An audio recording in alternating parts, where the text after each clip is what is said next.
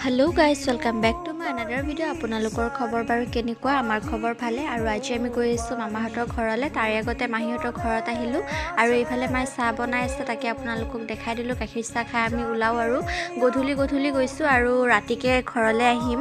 তাৰ পাছত এইফালে সৰু শ্ৰেয়াস আৰু বাবু ইহঁতে বৰ দুষ্ট কৰি আছে দেই। আৰু সৰুক দেখিছানে ইমান মৰম লগা হৈ গৈছে। তাৰ পাছত আমি মামাহঁতৰ ঘৰলৈ আহিলো। ইফালে মামী আৰু সৰুক দেখিছানে, সি সকলোতে মানে চব বস্তু লাৰিয়ে থাকে। আৰু তাৰ পাছত আমাৰ খোৱাৰ যোগাৰ হৈ গ'ল। এইফালে সকলোবোৰ আইটেম, আৰু এইফালে চিকেন আছিলে, দাইল আছিলে, চালাড আছিলে, পনীৰ আছিলে বইল, আৰু পাপৰ, সকলোখিনি এনেকৈ আইটেম আছিলে।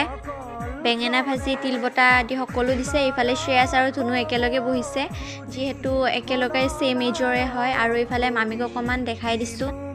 আৰু মামী বহুত বেছি টেষ্টি খানা বনায়, আৰু সেইকাৰণে খাই খুব ভাল লাগিল। আৰু সকলোকে এনেধৰণে দেখাই দিলোঁ, আমিও খালোঁ।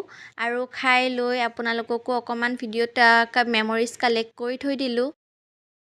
আৰু ৰাতিপুৱা আমি উঠি পেলাই সকলোৱে চাওমিন খালোঁ। চাওমিন খোৱা হোৱাৰ পাছত দিনৰ টাইম যিহেতু বগৰী খালোঁ সকলোৱে মিলি, আৰু একেলগে বগৰী খোৱা মজাটো বেলেগ। আৰু সেইকাৰণে সকলোৱে খালোঁ।